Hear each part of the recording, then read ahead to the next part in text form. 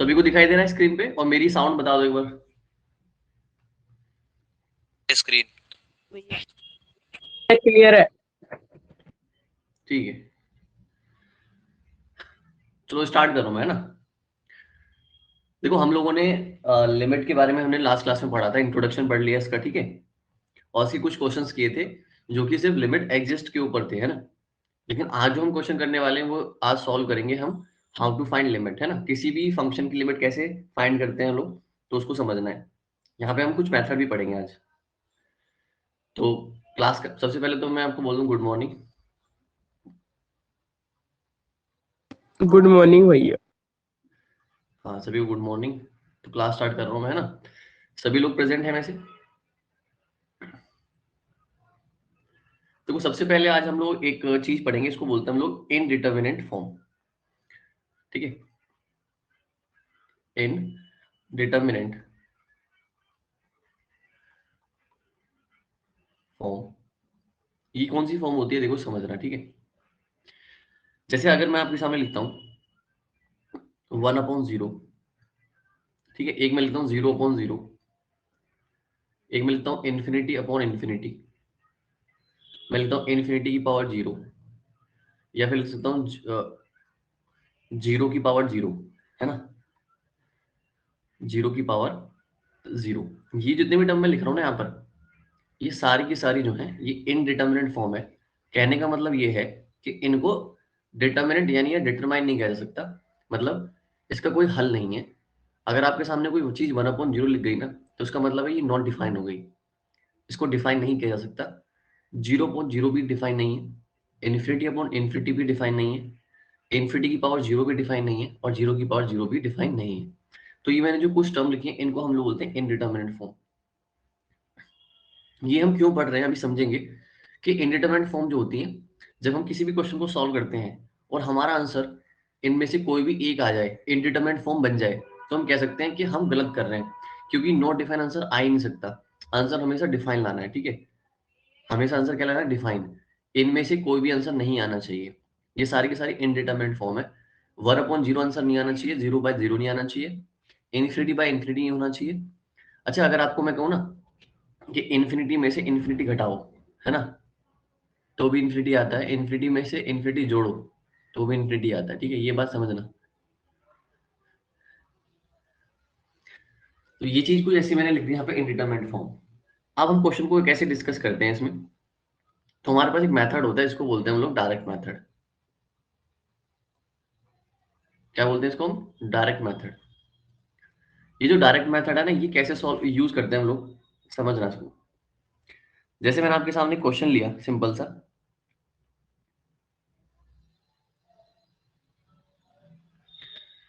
मैंने आपके सामने क्वेश्चन लिया, लिमिट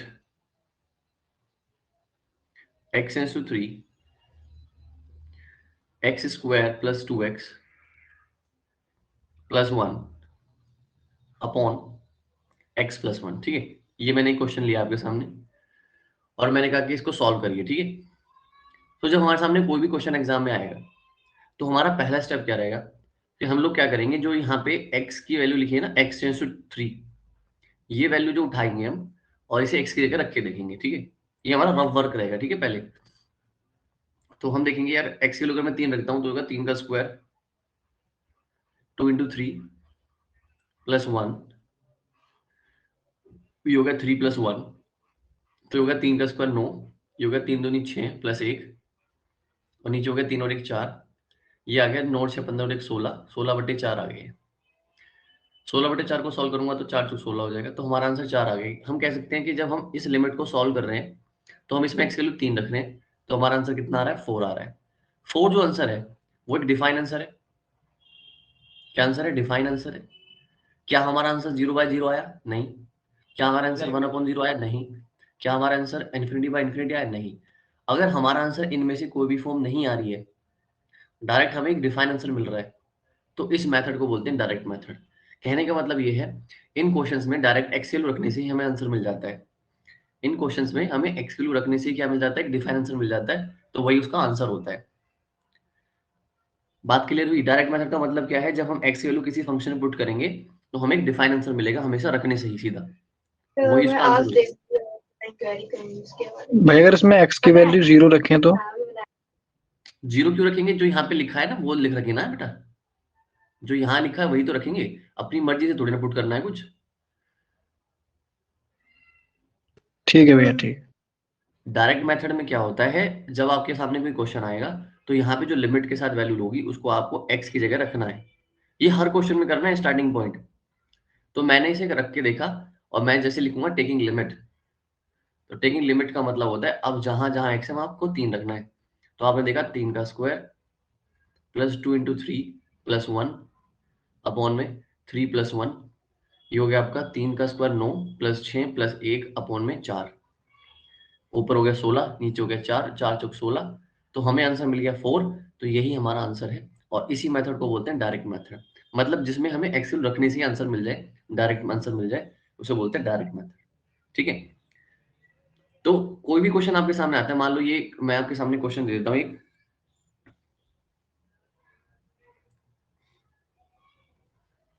ये लिख दिया मैंने यहाँ पे limit x tends to 2 x की पावर 2 प्लस 2 अपॉन में x प्लस 2। ठीक है, ये क्वेश्चन मैंने आपको दे दिया और मैंने आपसे कहा कि सॉल्व करिए इसको। तो आप क्या करोगे, सीधा आप पहला काम यही है, आपको रख के देखना है। ठीक है, तो आप लिखा टेकिंग लिमिट,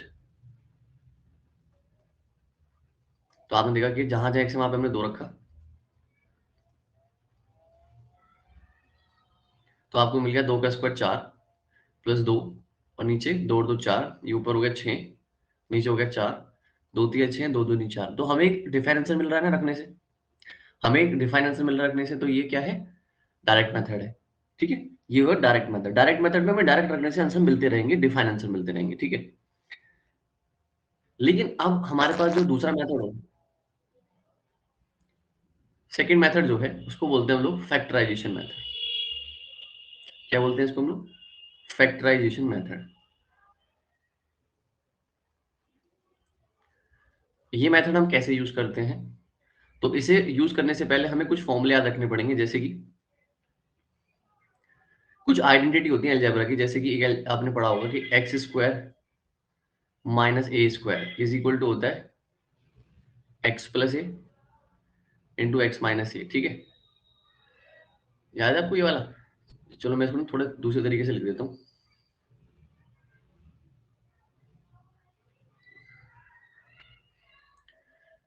आपने पढ़ा होगा A square minus B square क्या होता है, A plus B into A minus B का आइडेंटिटी होती है ना। एक आपने ये पढ़ा होगा A cube minus B cube, ये होता है ए माइनस बी ब्रैकेट में A square plus B square plus A B. एक होता है A cube plus B cube, ये होता है आपका A plus B, A square plus B square minus A B. A plus B का होल स्क्वायर आप जानते हो अच्छी तरीके से, तो पढ़ा हुआ है सभी ने, A square plus B square plus 2ab। अगर यहाँ माइनस लग जाता है तो आप यहाँ माइनस लगा दे दो। ठीक है, तो अगर हमारे पास ए प्लस बी का होल क्यूब आता है तो A cube plus B cube plus 3ab bracket में ए प्लस बी, ये होता है ए प्लस बी का होल क्यूब है ना। और अगर यहाँ माइनस आ जाता है तो यहाँ माइनस आ जाएगा, यहाँ माइनस आ जाएगा और यहाँ माइनस आ जाएगा। ठीक है, ये हमारे फॉर्मूले हो गए। एक और हो गया यहाँ पे ए की पावर 4 माइनस बी की पावर 4 अगर आता है तो उसको लिखते हैं ए स्क्वायर प्लस बी स्क्वायर और ए स्क्वायर माइनस बी स्क्वायर। ठीक है, ये एक फॉर्मूला है। तो ये आइडेंटिटी हमें ना फैक्टराइजेशन के लिए याद रहनी चाहिए। अगर हमें याद है तो हम फैक्टर कर सकते हैं। ठीक है, किसी भी इक्वेशन के फैक्टर कर सकते हैं, उसको ब्रेक कर सकते हैं अगर हमें ये फॉर्मूले याद है तो। एक बार मुझे बताओ कि क्या सभी ने पढ़े हुए हैं ये फॉर्मूले? हाँ भैया। सभी ने पढ़े हुए ना? ठीक, तो अभी क्वेश्चन में समझेंगे कैसे यूज होंगे। हमारे सामने कोई क्वेश्चन आएगा तो कैसे करेंगे। ठीक है, तो मैं क्वेश्चन ले रहा हूं यहाँ पर, लिखा है क्वेश्चन में limit x is to X square -4 x -2। ठीक है, ये क्वेश्चन लिखा हुआ है हमारे सामने। अब हमारे सामने से भी क्वेश्चन आ गया और हमसे कहा गया कि भाई बताओ इसका आंसर क्या होगा, लिमिट कैसे निकालोगे आप इसकी। तो आपका पहला काम है रफ वर्क। ठीक है, आपका काम है पहले रफ वर्क। तो रफ वर्क में आप क्या करोगे, आप जहां जहां x है वहां पे 2 रख के देखोगे। ठीक है, तो आपने करा 2 का स्क्वायर -4 अपॉन में 2 -2। तो आपने देखा 2 का स्क्वायर हो गया 4 -4, नीचे हो गया 2 में से 2 गया 0, ऊपर 4 में से 4 गया 0, तो आंसर आ गया 0/0। ठीक है, तो हमने देखा यार जैसे हमने x की वैल्यू 2 रखी तो हमारा आंसर 0/0 मिला। ये तो नॉट डिफाइन होता है। क्या होता है नॉन डिफाइंड, या फिर अभी हमने पढ़ा था इसको इनडिटरमिनेट फॉर्म बोल रहे थे हम लोग। कौन सी फॉर्म बोल रहे थे, इनडिटरमिनेट फॉर्म बोल रहे थे, है ना। और मैंने आपसे कहा था कि ये आंसर नहीं आना चाहिए कभी भी। जितनी भी टर्म हमने सबसे पहले लिखी थी उनमें से कोई भी आंसर नहीं आना चाहिए था, लेकिन यहाँ तो आ गया। तो इसका मतलब ये है कि ये क्वेश्चन डायरेक्ट मेथड से नहीं होगा। आपको देखो समझना है, जब कोई क्वेश्चन आपके सामने आएगा तो सबसे पहला काम तो आपको पुट करना ही रहेगा। अगर आपको डायरेक्ट पुट करने से आंसर मिल गया डिफाइन, तो आपका आंसर वही है। लेकिन आपको पुट करने से अगर नॉट डिफाइन आंसर मिल रहा है तो इसका मतलब ये है कि इसको और सोल्व करना पड़ेगा, अभी हमारा आंसर नहीं आ रहा है। तो हम क्या करेंगे, हम लोग देखेंगे यहाँ पे फैक्टर करेंगे। क्या करेंगे, फैक्टर। देखो कैसे हम लिखेंगे इसको, एक्स स्क्वायर और 4 को हम 2 का स्क्वायर लिख सकते हैं ना ऐसे, और नीचे x -2 है। तो मैंने 4 को भी 2 का स्क्वायर लिख लिया, और अभी मैंने आइडेंटिटी बताई कि a square minus B square होता है a plus B a minus B. ठीक है, ये आइडेंटिटी है। तो मैंने यहाँ पे लिखा लिमिट x टेंड्स टू 2, और इसको यहाँ पे a स्क्वायर और इसको b स्क्वायर मान के चल रहा हूँ मैं। तो ये हो जाएगा a प्लस बी यानी x प्लस 2, और एक बार हो जाएगा x -2। ठीक है, और नीचे हो जाएगा x -2, और अब ये कट जाएगा, कट गया है। तो अब हमारे पास बच गया क्या, limit x tends to 2 x plus 2। ठीक है, अब जब कटने के बाद ये बचा, अब हम रख के देखेंगे दोबारा। तो जैसे हम रख के देखेंगे, देखेंगे टेकिंग लिमिट, तो जैसे x के लिए 2 रखेंगे, 2 + 2, तो ये कितना आंसर आ गया, 4 आ गया।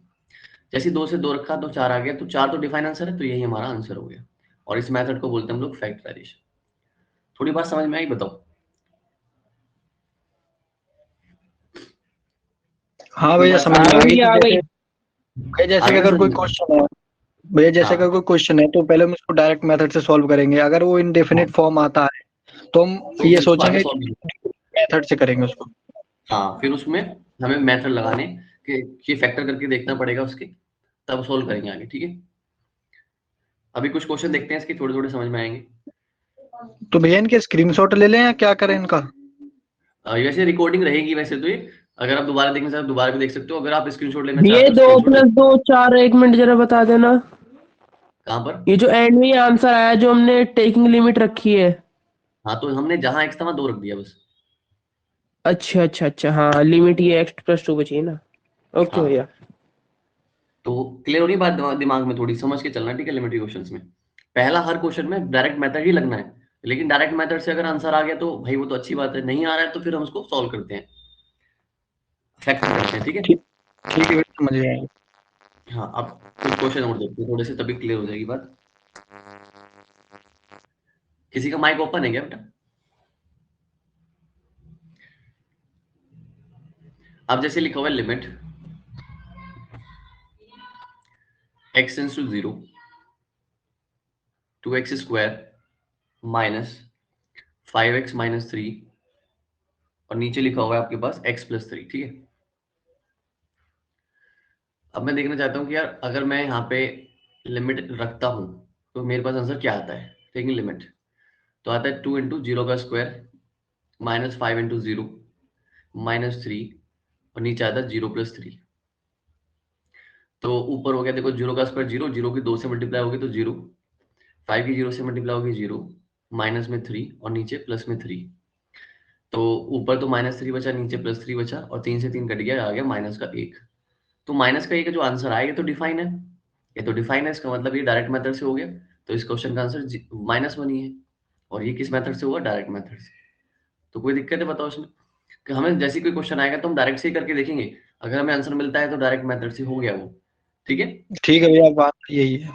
हाँ, अब एक और देखो क्वेश्चन, जैसे कि मैंने आपके सामने लिखा x limit x tends to 3 X cube minus 27 upon में एक्स माइनस 3।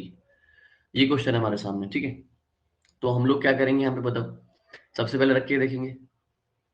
तो मैंने जैसे यहाँ पे एक्स के 3 का क्यूब रखा, माइनस में 27 है और नीचे रखा 3 माइनस 3, तो ऊपर मिला 3 का क्यूब यानी 3 3 9 27 माइनस 27 और नीचे हो गया 3 में से 3 जीरो, ऊपर भी जीरो। तो zero by zero indeterminate form मिल गई हमें, जो कि नहीं मिलनी चाहिए थी। इसका मतलब डायरेक्ट तो हो नहीं रहा। तो हम लोग ने क्या करा, इसको देखा कि यार इसको क्या करना पड़ेगा, फैक्टर करने पड़ेंगे कुछ। तो ऊपर लिखा एक्स क्यूब है, ठीक है। 27 को हम 3 का क्यूब लिख सकते हैं, नीचे एक्स माइनस 3 है। और जैसे हम दोनों के ऊपर क्यूब देगा तो हमें आइडेंटिटी याद आ गई, a cube minus B cube होता है ए माइनस बी, ए square plus B square plus ए बी, ये आइडेंटिटी है। तो हमने यहाँ लगा दी लिमिट एक्स टेंड्स टू 3, ये हो गया आपका एक्स माइनस 3, ये हो गया एक्स स्क्वायर प्लस 3 का square plus x into 3, identity के हिसाब से, ठीक है। अब ये इससे कट गया। अब हमारे पास मिला क्या सोल्व करके, हमारे पास रह गया एक्स स्क्वायर प्लस 9 प्लस में 3x। और अब हम एक्स के लिए रख के देखेंगे दोबारा से। तो 3 का स्क्वायर 9 प्लस में 9 प्लस में 3 इंटू 3 9, तो 9 9 18, तो आंसर कितना आ गया 27। तो ये हो गया हमारा फैक्टराइजेशन, ठीक है बेटा।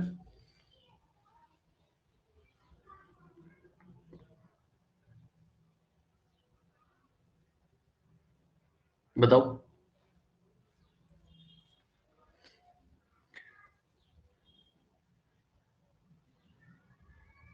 अब देखो एक और देखना है यहाँ पे, आप मुझे आंसर बताना इसका क्या होना चाहिए। Limit x tends to 2 X की पावर 4 माइनस 16 अपॉन में एक्स स्क्वायर माइनस 4। बताओ इसका आंसर क्या होना चाहिए आपके हिसाब से, जल्दी से बताइए।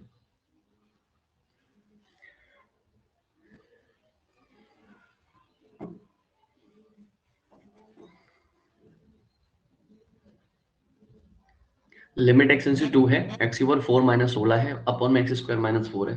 बताइए कैसे करोगे।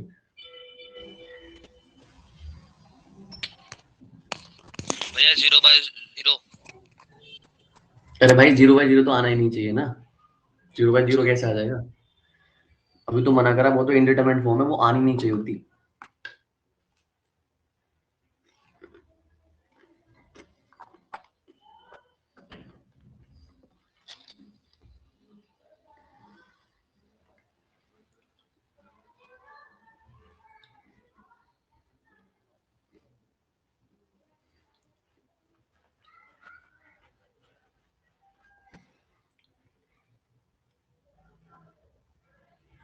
क्या आंसर होना चाहिए भाई। देखो देखो, जब आपने डायरेक्ट रख के देखा होगा तो 2 की पावर 4 माइनस 16 अपॉन में 2 का स्क्वायर माइनस 4, ऊपर हो गया 2 की पावर 4 16, 16 माइनस 16, नीचे हो गया 4 माइनस 4, ये आ गया 0/0। भाई 0/0 तो नॉट डिफाइन है, ये आ गया लेकिन आना नहीं चाहिए था।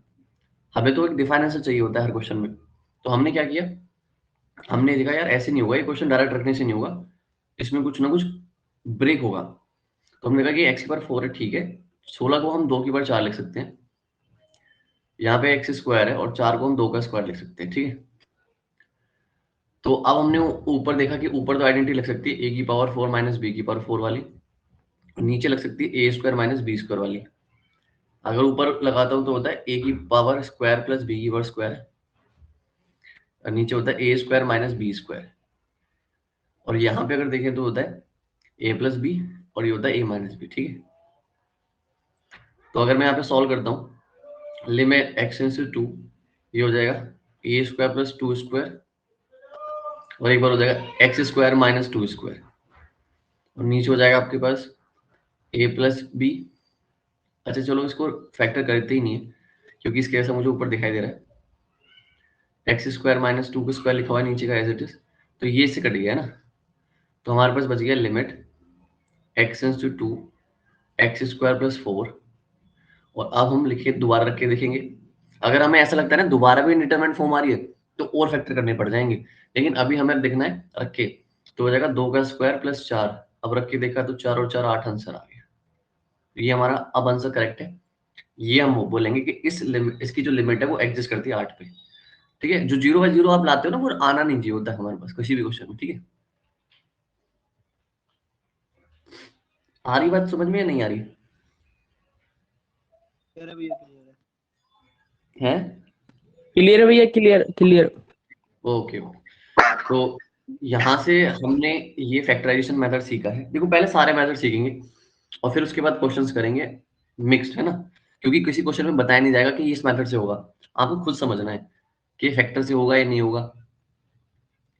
अब हमारे पास एक और मेथड होता है जिसको हम बोलते हैं, अच्छा इसमें इसी में एक और बन जाता है क्वेश्चन, जैसे कि लिमिट लिखा हुआ है, लिमिट x टेंड्स टू 2, है ना, या -1 ले लो यहाँ पे, x square plus 2x plus 1।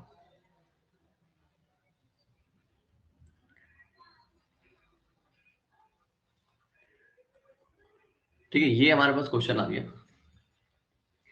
अब मुझे कहा गया भाई इसको सॉल्व करो। ठीक है, तो हमें देखा है कि सबसे पहले तो हम पुट करके देखेंगे x की जगह पे -1, जहां जहां x है वहां पे मैंने -1 रख लिया। ऊपर हो गया -1 का स्क्वायर प्लस 1, ये हो गया 2 एकम 2 माइनस के 2, ये हो गया प्लस का 1, नीचे हो गया 1 में से 1 गया 0, एक और एक 2 हो गए प्लस के और माइनस के 2 है, तो ऊपर भी 0 हो गया नीचे भी 0 हो गया, तो ये तो फिर इंडिटरमिनेट फॉर्म आ गई। इसका मतलब है डायरेक्ट तो नहीं सरा, मतलब डायरेक्ट रखने से हमें नॉट डिफाइंड आंसर मिल रहा है। अब क्या करें, तो भाई हमारे पास फैक्टर करते हैं हम लोग। तो आप लोग जानते हो कि यार देखो, जैसे ये ऊपर आप देख रहे हो कि इक्वेशन जो है क्वाड्रेटिक है, कैसी इक्वेशन है, क्वाड्रेटिक, और क्वाड्रेटिक जैसे हमारे पास लिखा है x square plus 2x plus 1, तो हम लोग क्या करते हैं,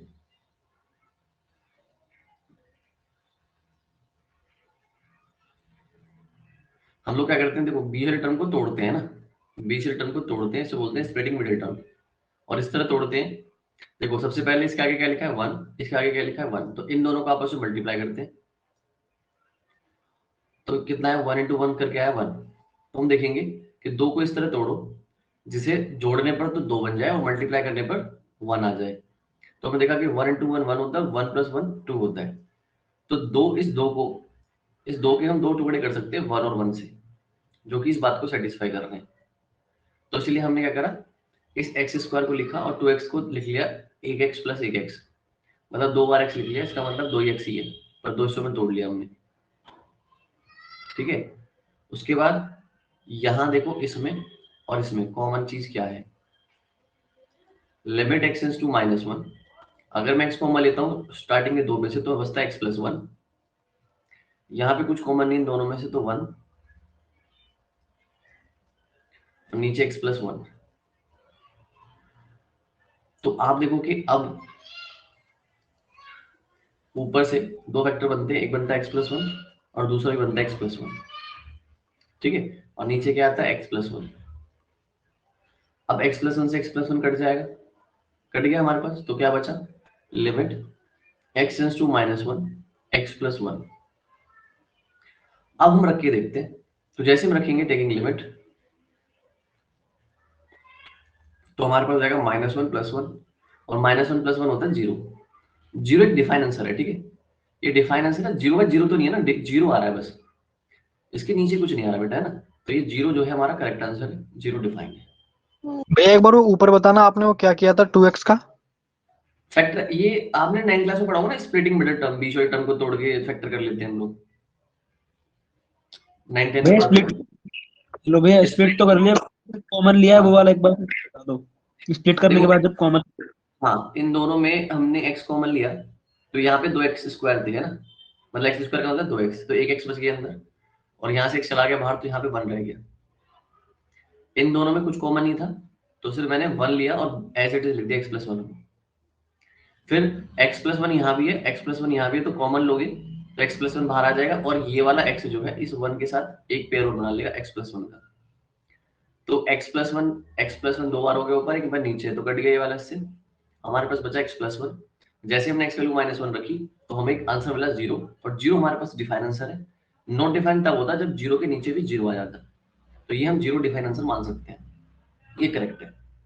ठीक है, ओके भैया। हाँ। तो फैक्टराइजेशन मेथड समझ रहे हो, फैक्टर कैसे करना है। फैक्टर में कई तरह से क्या होगा, आइडेंटिटी लग जाएंगे, देखो आपके पास या तो कई बार है ना,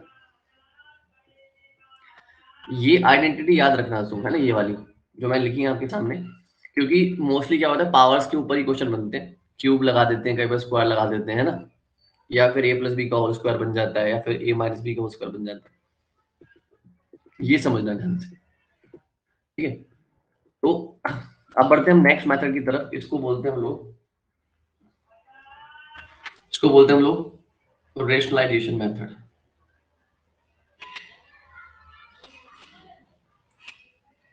रेशनलाइजेशन मेथड,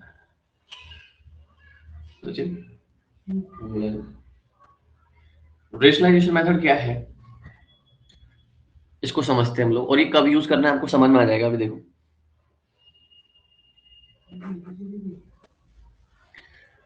मैंने आपके सामने क्वेश्चन लिया, limit x tends to 0 1 plus x minus 1 minus x upon में x। ये मेरे सामने क्वेश्चन आ गया कि भाई इसको सॉल्व करो। ठीक है, कोई भी क्वेश्चन हो, चाहे वो सिंपल आपको दिखाई दे या रूट वाला दिखाई दे, आपको करना तो पहला मेथड डायरेक्ट ही है। ठीक है, तो मैं देखो क्या करता हूँ, सबसे पहले रख के देखता हूँ। ठीक है, साइड में, तो जहां जहां x था वहां मैंने 0 रख लिया।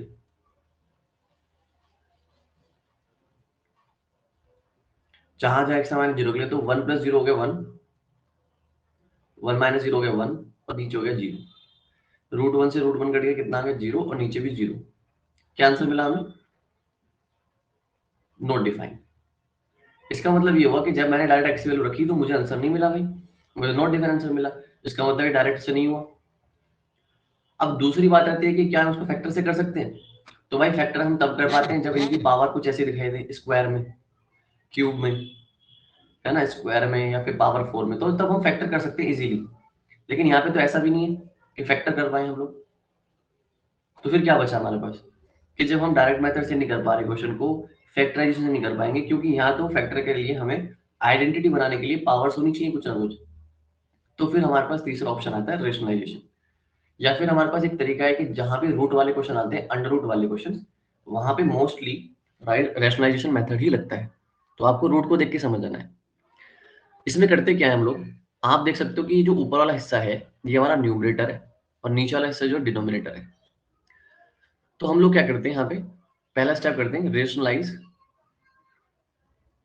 जिसमें रूट दिखाई दे, जैसे इसमें रूट दिखाई दे रहा है ऊपर न्यूमरेटर में दिखाई दे रहा है, तो हम लिखेंगे रेशनलाइजेशन ऑफ न्यूमरेटर।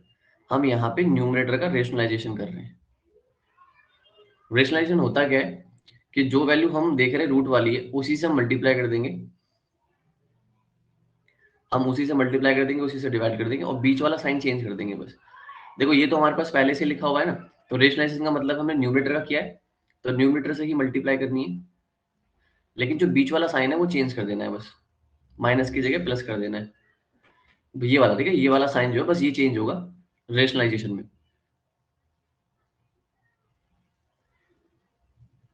ठीक है भाई, ये होता है रेशनलाइजेशन। हो गया यहाँ पे रेशनलाइजेशन। मैंने क्या करा, इसी से हाँ मल्टीप्लाई भैया। करा, इसी से, हाँ, तो बस माइनस का साइन प्लस कर दिया, अगर प्लस होता तो माइनस कर देता मैं यहाँ पे। अब क्या करेंगे, लिमिट x टेंड्स टू 0। अब देखो यहाँ पे ये अगर a मानते हो और इसको b मान लेते हो, तो फिर दोबारा से a है और फिर दोबारा से b है, तो यहाँ पे आइडेंटिटी बन रही है a माइनस बी, और a प्लस बी अगर दोनों मल्टीप्लाई में आते हैं तो हमेशा a square minus B square बन जाता है ना। ये आप आइडेंटिटी जानते हो कि a माइनस बी और a प्लस बी अगर मल्टीप्लाई में आते हैं तो हमेशा a square minus B square बनाते हैं। तो आपने देखा कि a हमारे लिए कौन है यहाँ पे, अंडर रूट 1 प्लस एक्स, तो इसके ऊपर स्क्वायर आ जाएगा, माइनस 1 माइनस एक्स के ऊपर भी क्या आ जाएगा, स्क्वायर, क्योंकि आइडेंटिटी बना रहे हैं। देखो ये a माइनस बी लिखा है और ये a प्लस बी लिखा है, तो दोनों से मिलके क्या बना ये, और नीचे जो है मल्टीप्लाई होगी x, और ब्रैकेट के अंदर हो गया अंडर रूट 1 प्लस एक्स, ये हो गया अंडर रूट 1 माइनस एक्स। ठीक है, इतना होने के बाद मैं इसको यहाँ लिख देता हूँ, limit x tends to 0, under root 1 plus x का स्क्वायर था ना, यहाँ पे ऐसे लिख देता हूँ, यहाँ था अंडर रूट 1 माइनस एक्स का स्क्वायर, और यहाँ था x under root 1 plus x plus under root 1 minus x. अब देखो स्क्वायर से रूट कट जाएगा, स्क्वायर से रूट कट जाएगा, तो हो जाएगा limit x tends to 0 1 plus x, इस माइनस को जब मैं ब्रैकेट के अंदर ले आऊंगा तो माइनस का 1 हो जाएगा, प्लस का x हो जाएगा, है ना, नीचे हो जाएगा x under root 1 plus x plus 1 minus x. जब 1 से 1 कट गया तो limit x tends to 0, x और x हो गया 2x, नीचे हो गया x 1 plus x plus under root 1 minus x, x cancel out हो गया, तो हमारे पास बचा ऊपर कितना, हमारे बचा ऊपर 2 और नीचे बचा 1 प्लस एक्स और plus under root 1 minus x. अब तो कुछ नहीं कट रहा, अब कुछ नहीं कट रहा तो इसका मतलब अब रख के देखो, ठीक है, दोबारा रख के देखो, तो अब लिखते हैं टेकिंग लिमिट, तो जहां जाए x, अब दोबारा से क्या रख के देखो, x की जगह पे 0, ऊपर हो गया 2, नीचे हो गया रूट 1 प्लस रूट 1, है ना, क्योंकि देखो 1 में 0 जोड़ दो तब भी 1 आएगा, 1 में 0 घटा दो तब भी 1 आएगा, 1 का रूट होता है 1, 1 का रूट भी 1 होता है, तो ऊपर हो गया 2, नीचे हो गया 2, तो 2 से 2 घटा कितना आ गया 1, तो हमारा आंसर कितना है 1। ये डिफाइन एकदम करेक्ट है, बताओ समझ में आ गया? ये वाला नहीं आया, एक बार से फिर से बता दो। कौन सा वाला? भैया आगे समझ में, एक बार पीछे की स्लाइड दिखा देना। हाँ देखो यार, तुम्हारे पास ये क्वेश्चन था रेशनलाइजेशन मेथड का, कि देखो आपको पता नहीं है कौन से मेथड से होगा, ठीक है, आपके सामने क्वेश्चन आएगा, आपको नहीं पता कौन से मेथड से होगा, आपको वहां पे पता लगाना है। कैसे? आप सबसे पहले इस क्वेश्चन को उठाओगे, जहां जाए वहां पे 0 रखोगे, मतलब जो दे रखा हुआ है यहाँ पे, तो हमने 0 रखा, तो हमारे पास एक नॉट डिफाइन आंसर आया, यहाँ पे नॉट डिफाइन आंसर आ गया। हमें पता है कि नॉट डिफाइन आंसर नहीं आता है लिमिट्स में, तो हमने क्या करा भाई, रूट देखते ही हमें दिमाग में आया, रूट तो सिर्फ कैसे हट सकता है, रेशनलाइजेशन मेथड से। तो हमने देखा न्यूमरेटर जो है वो रूट वाला है, डिनोमिनेटर रूट नहीं है, तो जो रूट वाला पार्ट है उसका ही रेशनलाइजेशन कर दो। हमने न्यूमरेटर कर दिया, इसी से हमने मल्टीप्लाई कर दिया, इसी से हमने डिवाइड कर दिया, बस ये माइनस का साइन जो है ये बदल दिया प्लस में, ये रेशनलाइजेशन में होता है ऐसा। फिर जैसे हमने मल्टीप्लाई किया तो देखो यहाँ बना a माइनस बी और यहाँ बना आपका a प्लस बी, तो ये आइडेंटिटी बन गई दोनों मिला के, ये बन गया a square minus B square, ठीक है। तो नीचे x की मल्टीप्लाई इस पूरे से हो गई, तो जैसे हम देखा कि स्क्वायर से ये स्क्वायर से रूट कट गया, यहाँ भी स्क्वायर से रूट कट गया, तो ये हो गया 1 प्लस एक्स, ये हो गया आपका माइनस, जब अंदर जाएगा तो -1 और माइनस एक्स है ना, तो ये प्लस का एक्स तो हो जाएगा और माइनस का 1 हो गया, 1 से 1 कट गया, एक्स और एक्स 2 हो गए, 2x हो गए, एक्स से एक्स और कट गया। तो जैसे जहां जहां कट रहा था हमने काट दिया, अब हमें लगा कि अब नहीं कट रहा कुछ भी, अब रख के देखते हैं क्या होता है। तो जैसे मैंने देखा लिमिट रख के देखी हमने, तो हमें आंसर मिल गया 1, और हमें देखा कि डिफाइन आंसर है, तो यही आंसर हमारा करेक्ट है। ठीक है? आगे भैया, भाई वाली स्लाइड दिखा दो, हो। स्क्रीनशॉट ले।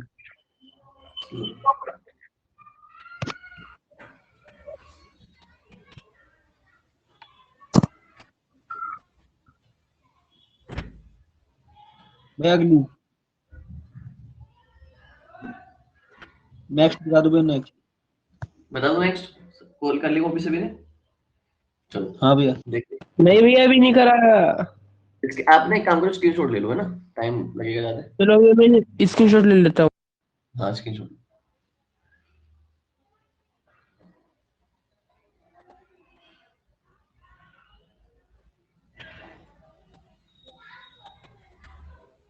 हो गया भैया? ठीक है,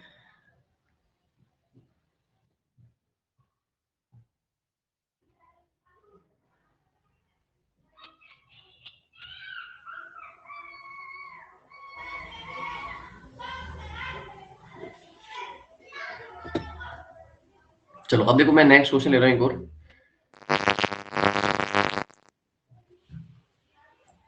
क्वेश्चन हमारे सामने कुछ ऐसा है, limit x tends to 1 root 5x minus 4 minus root x upon में x माइनस 1। ठीक है, ये क्वेश्चन है। अब देखो सबसे पहले हम क्या करेंगे, हम लोग रख के देखेंगे। ठीक है, तो हमें x वैल्यू 1 रखनी है, तो अंडर रूट में 5 into 1 minus 4 minus 1 upon 1 minus 1। तो 5 एकम 5, 5 में 4 के 1, तो ऊपर हो गया रूट 1 माइनस में रूट 1, नीचे हो गया 1 में से 1 गया 0, ये भी कट गया, कितना आ गया 0। तो 0/0 हमारे पास आ गया, जो कि क्या है, नॉट डिफाइन है ना। तो डायरेक्ट रखने से नहीं मिल रहा आंसर, फैक्टर कर नहीं सकते हम लोग यहाँ पे क्योंकि रूट आ रहा है। तो रूट वाले को देखते हैं, हमारे दिमाग में आया रेशनलाइजेशन। तो रूट जो है किस पर है, न्यूमरेटर पर है, तो हम लिखेंगे रेशनलाइजेशन, रेशनलाइजेशन ऑफ न्यूमरेटर।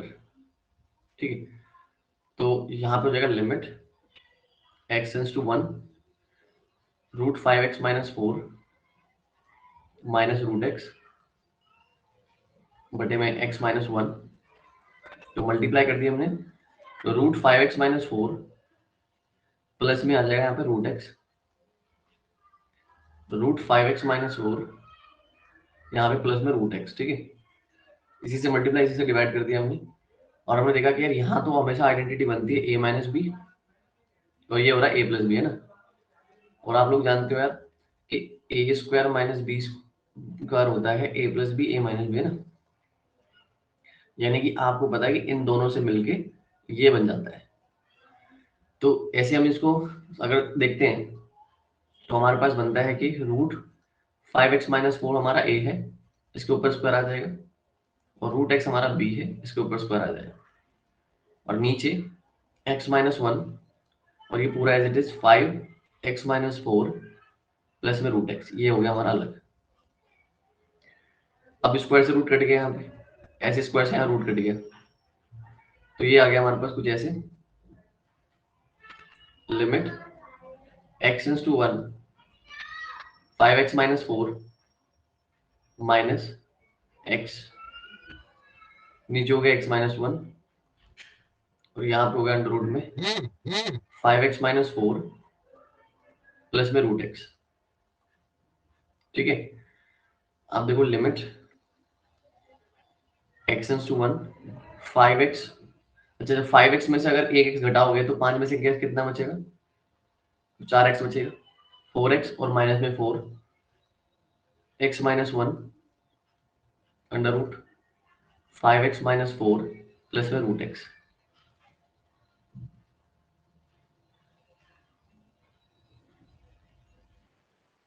तो ऊपर से 4 कॉमन आ सकता है, ऊपर से 4 कॉमन आ सकता है, तो हमारे पास 4 कॉमन आ गया, अंदर बचा x माइनस 1, तो यहाँ बचा x माइनस 1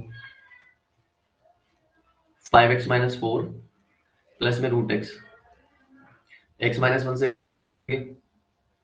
अब और कुछ नहीं कर सकता है ना, जितना कटना था कट गया हमारे पास। 5x minus 4 plus root x, अब रख के देखो आप x की वैल्यू, तो जैसे आप लिखते हो टेकिंग लिमिट, रख रहे हो सीधा 4 अपॉन में ये हो जाएगा 5 इंटू 1 माइनस 4 प्लस 1, ऊपर हो गया 4, 5 में से 5, 5 में 5, 5 में 4 के 1, ऊपर 4, नीचे 1 का रूट 1 प्लस 1 का रूट 1, तो हो गया 4, नीचे हो गया 2, 2 से 4 करके कितना आ गया 2। ठीक है, अब समझ में आ गया पूरा अच्छी तरीके से। हाँ भैया। तो फैक्टराइजेशन कब यूज करना पता लग गया ना, रूट वाले हाँ भैया, क्वेश्चंस में हम पता लोग हाँ फैक्टराइजेशन इन वाले केसेस में यूज करेंगे। भैया पीछे स्लाइड कर दो। एक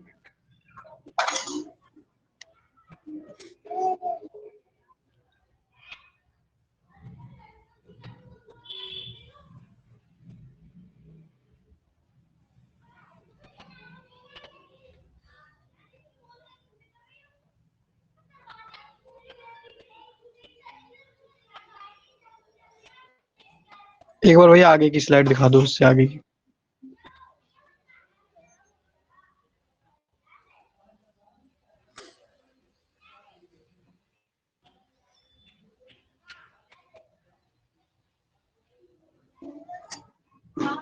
हो गए भैया, हो गए। ठीक है, तो ये बात आपको समझ आ गई होगी है ना अच्छी तरीके से। अब हमारे पास 3 मेथड हो गए, direct method, factorisation, rationalisation.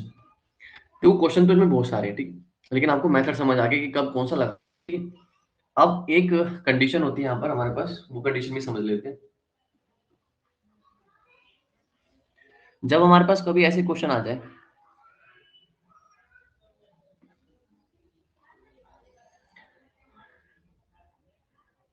When limit x tends to infinity आ जाए, ठीक है। जैसे यहाँ पर x के साथ जो टेंड्स लिखा होता है, यहाँ पे कोई ना कोई वैल्यू होती है, जैसे 1 2 3 -1 -3, कोई वैल्यू हो सकती है, लेकिन यहाँ पे नंबर की जगह कोई वैल्यू आ जाए, लिमिट लिखा आ जाए, लिमिट यहाँ पर, और फंक्शन आ जाए साथ में, तो कैसे सॉल्व करेंगे इसको, है ना। ये वाले कॉन्सेप्ट को समझना है। अब पहले इस बात को समझो, एक चीज छोटी सी, जैसे कि हम लोग जानते हैं कि जो 1/0 होता है, 1/0 होता है, उसी को हम लोग इन्फिनिटी बोलते हैं भाई, बोलते हैं ना कि कोई चीज अगर 1/0 है तो हम उसको इन्फिनिटी मान लेते हैं, नॉट डिफाइन मान लेते हैं, है ना। लेकिन अगर मैं इन दोनों का रिप्लेसमेंट करूं, इसको इधर ले जाऊं और इसको इधर भेज दूं, तो मेरे पास कुछ ऐसा आ जाएगा, 1/∞ इज इक्वल टू 0, ऐसे हो सकता है। अगर आप जानते हो कि 1/0 इन्फिनिटी होता है, तो अगर 1/∞ कर दिया जाए तो वो 0 हो जाएगा ना भाई। इन्फिनिटी को इसके लिए तरफ लिया और 0 को उधर भेज दो, बताओ बात क्लियर हो सकती है।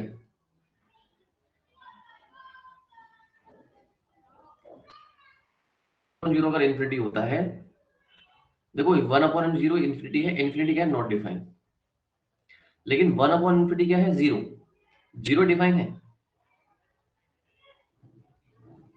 ठीक है, 0 डिफाइन है। तो हमें क्या करना होगा, जब भी हमारे पास कभी लिमिट एक्सटेंड्स टू इन्फिनिटी वाले क्वेश्चन आते हैं, तो हम कोशिश करते हैं कि हम लोग क्वेश्चंस में इन्फिनिटी की जगह 1/∞ ला दें। अगर हम 1/∞ ला दें तो वो 0 बन जाएगा। तो हमारा सारा काम किस पे रहेगा कि इन्फिनिटी को हटा के 1/∞ ला दे जाए। भैया जैसे मैंने, हाँ हेलो भैया, 1/0 डिफाइन कैसे हो गया? 1/0 इन्फिनिट, बेटा देखो ना, अगर मैं 1/0 लिख रहा हूँ, उसका मतलब ये है कि 0 को 1 से काट रहा हूँ, है ना। हाँ भैया। और 0 को 1 से काट दो, 0 बन जा 0, फिर 1 बच गया, 0 बन जा 0, फिर 1 बच गया, हाँ 0 बन भाई, जा 0 बच गया। कभी इसका एंड होगा, बताओ कभी एंड होगा इसका, नहीं होगा भैया। नहीं, तो इन्फिनिटी बोल देंगे इसको, ठीक है भैया, ठीक है। ठीक है ना। तो 1/0 किसी भी चीज के नीचे, ऐसे नहीं 1 के नीचे 0 आ जाए तो तभी इन्फिनिटी होगा, किसी चीज के भी नीचे 0 आ जाए वो क्या हो जाता है, इन्फिनिटी हो जाता है। तो मैंने आपको 2 बात समझाई कि अगर 1/∞ है तो वो 1/0 है तो इन्फिनिटी, और 1/∞ है तो 0, तो हमारे पास ये चीज डिफाइन होती है, जबकि ये चीज डिफाइन नहीं होती है ना। तो हम ऐसे क्वेश्चन में, इन्फिनिटी वाले क्वेश्चन में यही रिप्लेसमेंट करेंगे बस। अब देखो, जैसे फॉर एग्जांपल मैंने आपके सामने क्वेश्चन दिया लिमिट, अच्छा आपको पता है कि इन्फिनिटी में अगर इन्फिनिटी जोड़ोगे तो इन्फिनिटी आएगा, इन्फिनिटी में कुछ इन्फिनिटी घटा दोगे तब भी इन्फिनिटी आएगा, है ना। इन्फिनिटी की पावर इन्फिनिटी भी इन्फिनिटी होती है। ये सब ना, इन्फिनिटी को कुछ इस तरह समझो, इन्फिनिटी जो है ना, इन्फिनिटी जो है वो एक सी है, एक समुद्र है, ठीक है। अगर आप समुद्र में से एक गिलास पानी निकाल लेते हो बाहर, समुद्र को फर्क पड़ता है, नहीं पड़ता। अगर आप इसके अंदर एक गिलास पानी डाल दोगे तब भी कोई फर्क नहीं पड़ेगा। तो इसका मतलब है इन्फिनिटी एक बहुत बड़ी चीज है ना। उसमें से अगर कोई आप इन्फिनिटी जोड़ोगे तब भी इन्फिनिटी आएगा। अगर मैं आपसे कहूँ इन्फिनिटी -5 कितना होगा, तो आप कहोगे सर इन्फिनिटी होगा। इन्फिनिटी बहुत बड़ी चीज है, उसमें से 5 घटाया हमने, कोई फर्क पड़ा उस पर, नहीं पड़ा। अगर मैंने आपका इन्फिनिटी को 5 जोड़ू तो कितना आएगा, इन्फिनिटी आएगा, ठीक है। तो इन्फिनिटी में कुछ चीज जोड़ो, घटाओ, मल्टीप्लाई करो, हमेशा वही चीज रहती है, ठीक है।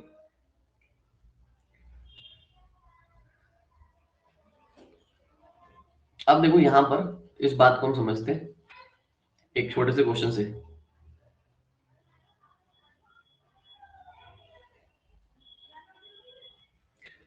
मैंने आपके सामने क्वेश्चन दिया, limit x tends to infinity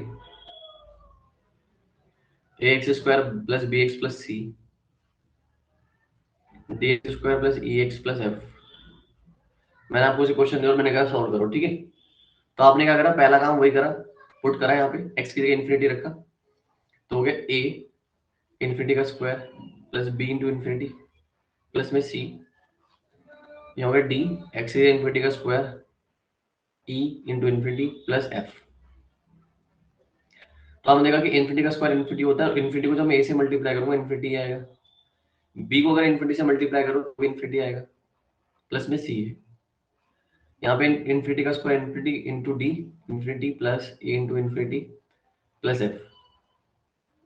अब देखो इन्फिनिटी और इन्फिनिटी का जोड़ोगे इन्फिनिटी आएगा, और ई जोड़ दोगे, ई तो बहुत छोटी वैल्यू है, उससे कोई फर्क नहीं पड़ेगा जोड़ने से, तो इन्फिनिटी ऊपर आने वाला है, नीचे भी क्या आने वाला है, इन्फिनिटी। तो इन्फिनिटी अपॉन इन्फिनिटी कैसी टर्म्स होती है, नॉट डिफाइंड। मैंने आपको स्टार्टिंग बताया था इन्फिनिटी अपॉन इन्फिनिटी क्या होता है, नॉट डिफाइंड होता है।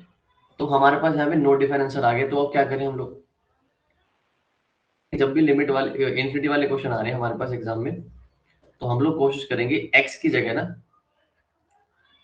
x की जगह अगर 1/x होता तो हम x की जगह इन्फिनिटी रखते हैं यहाँ पर, और 1/इन्फिनिटी क्या बन जाता, 0 बन जाता, तो ये डिफाइन हो जाता।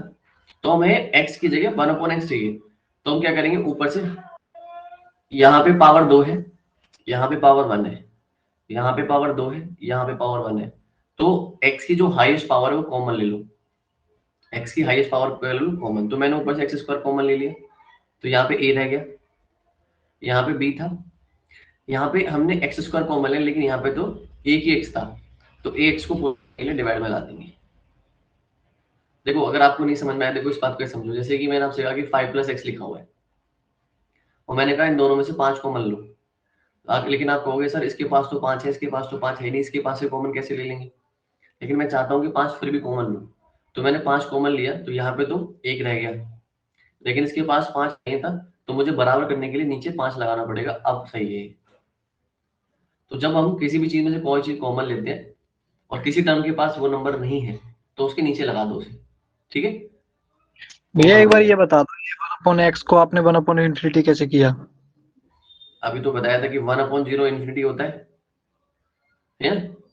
अगर आप क्रॉस मल्टीप्लाई करोगे तो 1 बराबर हो जाएगा 0 इंटू इन्फिनिटी, और इन्फिनिटी को आप 1 के नीचे ले जाओ तो हो जाएगा 1/इन्फिनिटी इज इक्वल टू 0।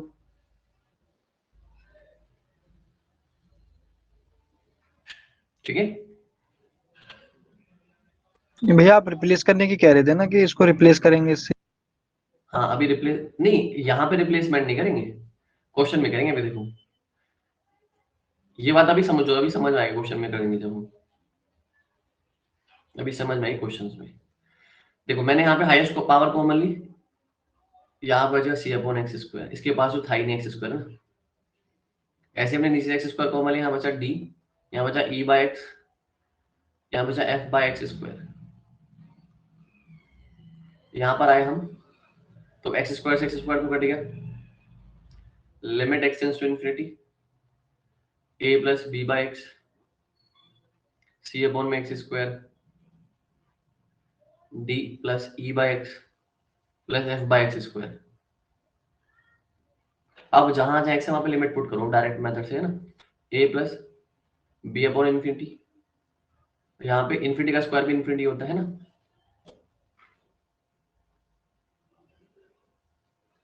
ये हो गया। अब हमने देखा कि यार देखो b के नीचे इन्फिनिटी लिखा हुआ है, हम जानते हैं कि 1/इन्फिनिटी इज इक्वल टू 0 होता है। अगर यहाँ 1 की जगह 2 लिख दो तब भी 0, 3 लिख दो तब भी 0, b लिख दो, a लिख दो, कुछ भी 0 आएगा। तो b/इन्फिनिटी क्या हो जाएगा 0, c/इन्फिनिटी क्या हो जाएगा 0, यहाँ हो जाएगा d, p/इन्फिनिटी क्या हो जाएगा 0, f/इन्फिनिटी क्या हो जाएगा 0, तो ऊपर हो गया a और नीचे बच गया d, तो ये हमारा आंसर हो गया बस। ठीक है, ये डिफाइन आंसर। ठीक है बेटा, समझ में आया थोड़ा?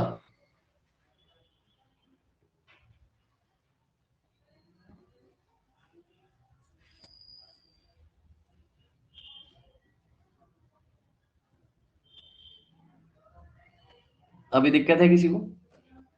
अभी 2-3 क्वेश्चन और लेंगे इसके हम लोग। अभी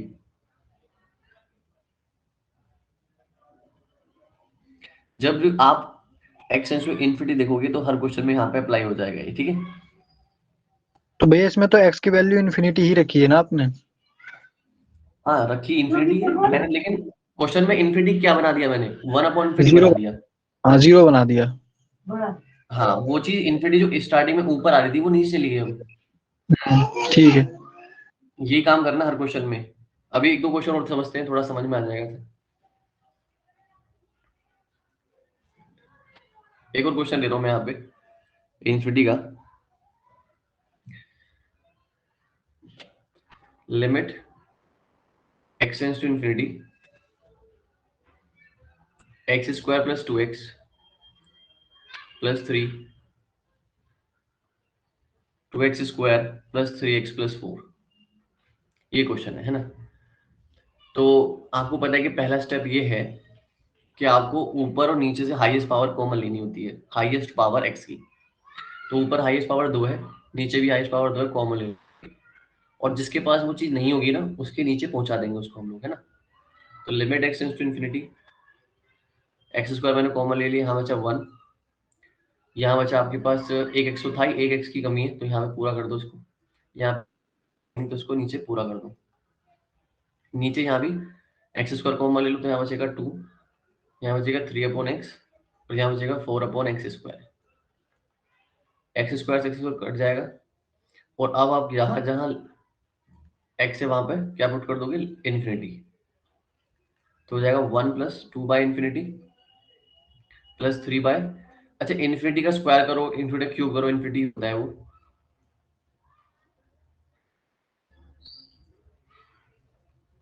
ये रख दिया मैंने, ठीक है। अब तुम जानते हो कि जिसके नीचे इन्फिनिटी आता है वो 0 हो जाता है, ठीक है। तो आंसर आ गया आपका 1/2, ये आपका आंसर।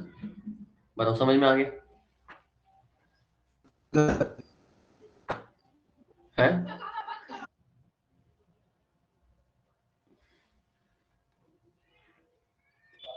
हाँ भैया।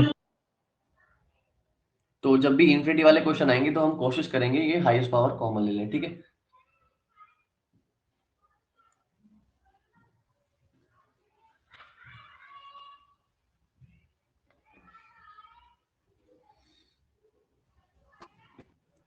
चलिए, तो ये हो गया हमारा इन्फिनिटी वाला केस।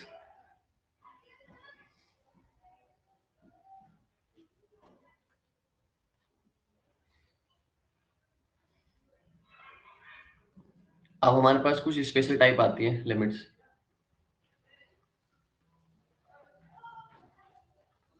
स्पेशल टाइप लिमिट, ठीक है।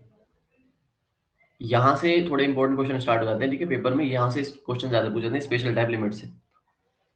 तो यहाँ पे कुछ कंडीशंस रहेंगी हमारे पास, उन कंडीशन को याद रखना है, फिर क्वेश्चंस हो जाएंगे सारे के सारे। तो पहली कंडीशन जो है बहुत इंपॉर्टेंट है, पेपर में क्वेश्चन पूछे जाते हैं इससे। कंडीशन ये है कि limit x tends to a x की पावर n माइनस a की power n upon x minus a is equal to होता है n a की पावर n माइनस 1। मतलब अगर आपके सामने कभी ये कंडीशन दिखाई दे, तो ये कंडीशन को समझाऊंगा मैं अभी, तो इसका आंसर ऐसे ही निकलेगा जो मैंने उसके इक्वल में लिखा है। कंडीशन है कि आपके सामने जो x टेंड्स टू यहाँ a लिखा हुआ है, a यहाँ पे कोई भी नंबर हो सकता है 1 2 3 4, नेगेटिव भी हो सकता है, पॉजिटिव भी हो सकता है, ठीक है। यहाँ पे x लिखा होगा, इसकी पावर यहाँ n कुछ भी नंबर हो सकती है, ठीक है। फिर यहाँ पे वही नंबर लिखा होगा जो यहाँ पर होगा, वही नंबर यहाँ पे लिखा गया होगा, ठीक है। और इसकी पावर उतनी होगी जितनी यहाँ पर n है। जैसे अगर मान लो यहाँ पावर 4 है तो यहाँ 4 होनी चाहिए, यहाँ 5 है तो यहाँ भी 5 होनी चाहिए, अगर ये 6 है तो यहाँ भी 6 होना चाहिए।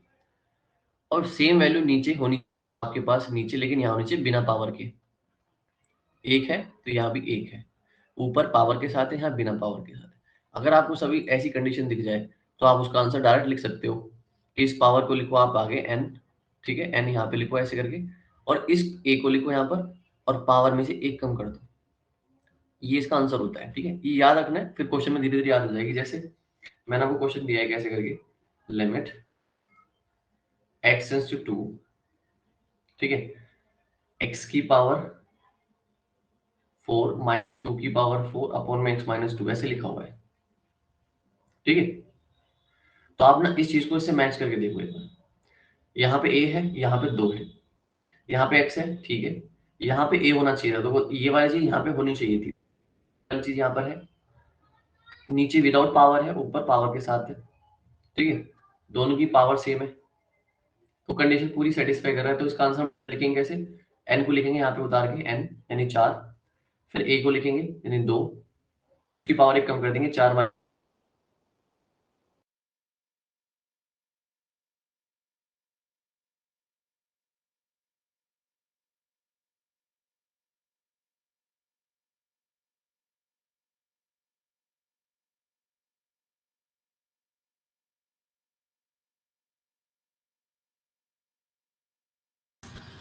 भैया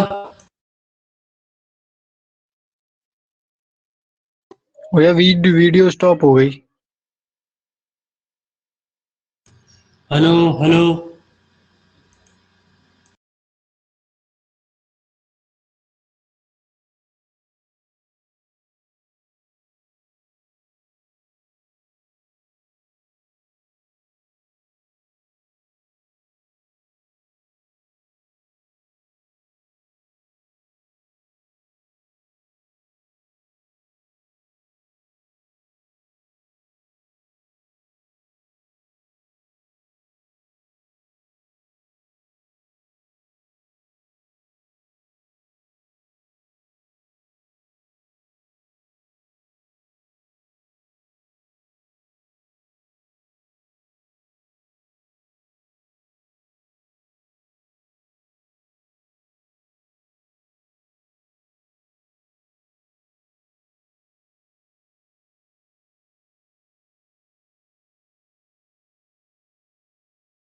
अच्छा जब मैं पढ़ाई जा रहा था,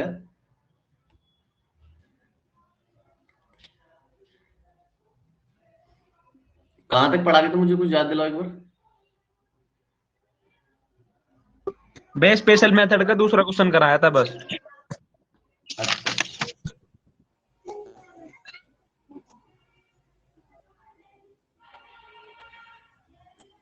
देखो,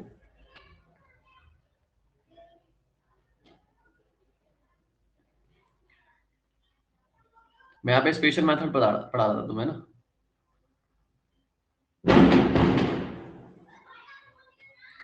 स्पेशल मेथड में मैंने आपको ये बताया, भैया हाँ हाँ बोलो। भैया रिकॉर्डिंग हो रही है इसकी? हाँ रिकॉर्डिंग, एक मिनट रुक दो, वैसे रिकॉर्डिंग मैंने की है।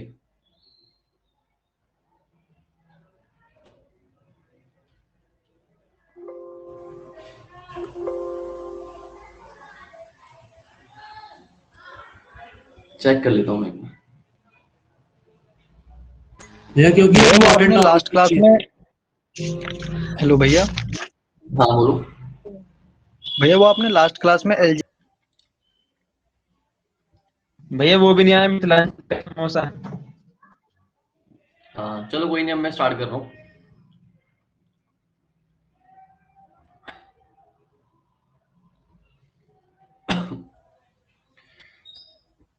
चलो मैं स्पेशल टाइप बता रहा था आपको, है ना, स्पेशल टाइप।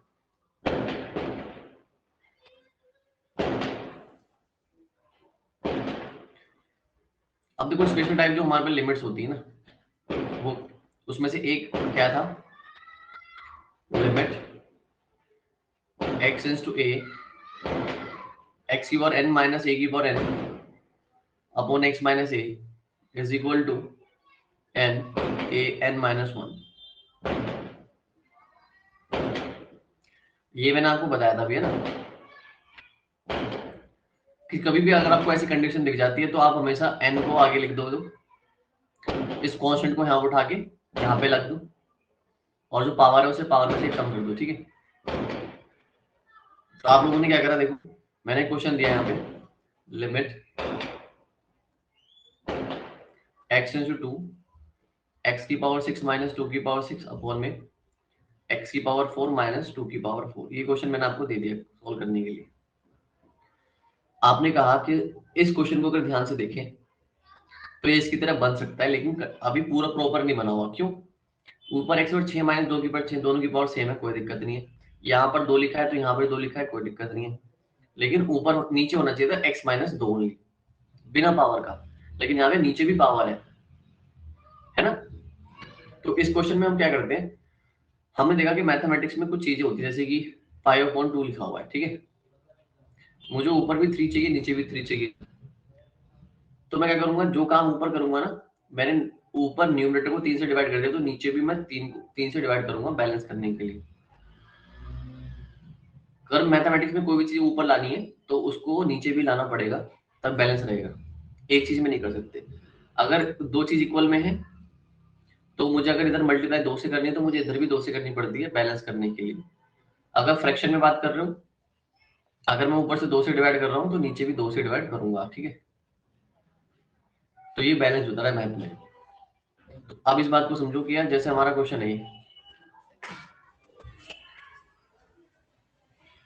ठीक है, अभी क्वेश्चन हमारे पास x + x - 2 की पावर 6, तो मैं चाह रहा था कि यार नीचे ना x - 2 आ जाए, तो मैं लिखा divide numerator and denominator by x - 2, ये हो गया limit x tends to 2, x की पावर 6 - 2 की पावर 6 अपॉन में x - 2, ऊपर को भी डिवाइड कर दिया मैंने 2 से और नीचे वाले को भी डिवाइड कर दिया मैंने 2 से,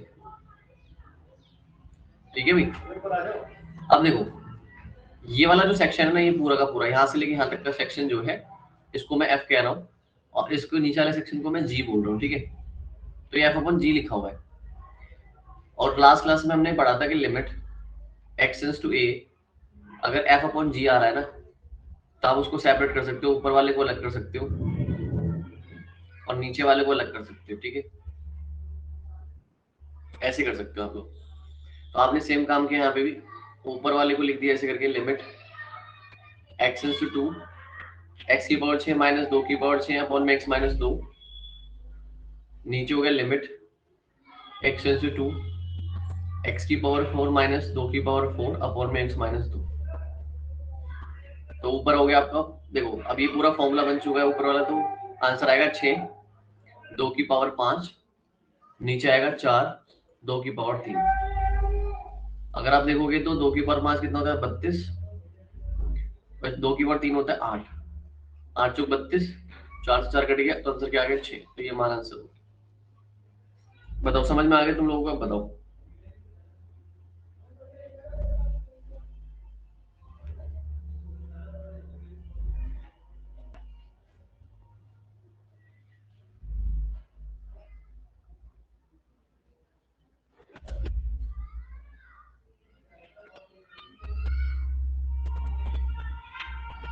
हाँ भैया समझ में आ गया, बता दो एक और।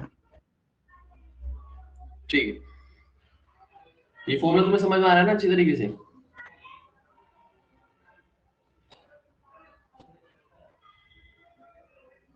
हाँ भैया एक बार और स्लाइड दिखा दो आगे वाली।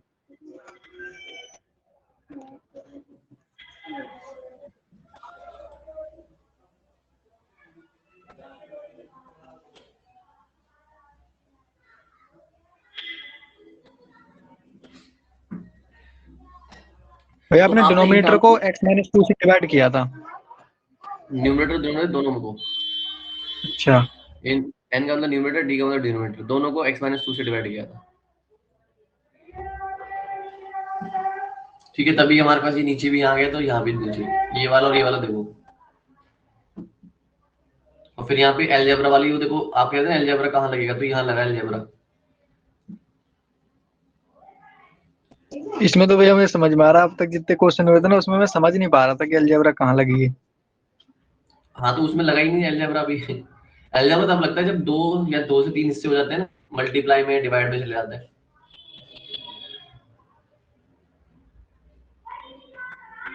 अच्छा एक काम करते हैं, आज इतना ही कर लें क्या, बताओ? हाँ भैया आज इतना ही बहुत है। इतने इतने हाँ भैया इतना ही बहुत है।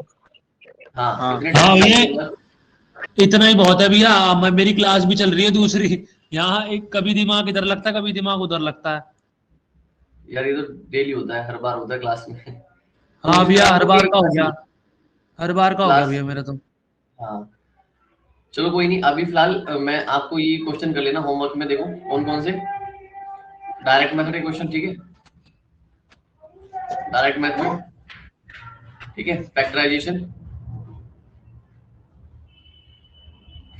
मेथड, रेशनलाइजेशन मेथड,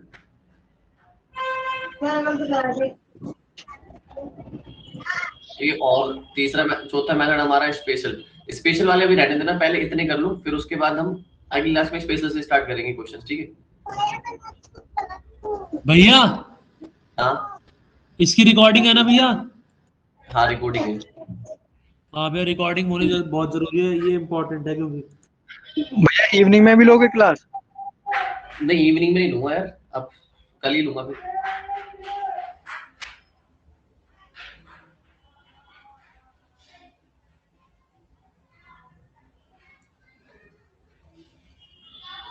बताओ किसी को कुछ पूछना है, फिर हम आज क्लास को करूँ और? नहीं भैया अब कुछ नहीं है, बस खाली रिकॉर्डिंग देखनी है। ठीक है। भैया इसमें जैसे कि एक मेथड और भी होता है जनरल मेथड, इसे एच मेथड कहते हैं। बेटा तू आगे क्यों चलता है, तू पहले इतना समझ लेगा, तू हमेशा पहले नहीं आगे भैया की बात मैं कर। ये कह रहा हूँ ना, आपने 3 मेथड बताए थे। हाँ अभी आएंगे मेथड।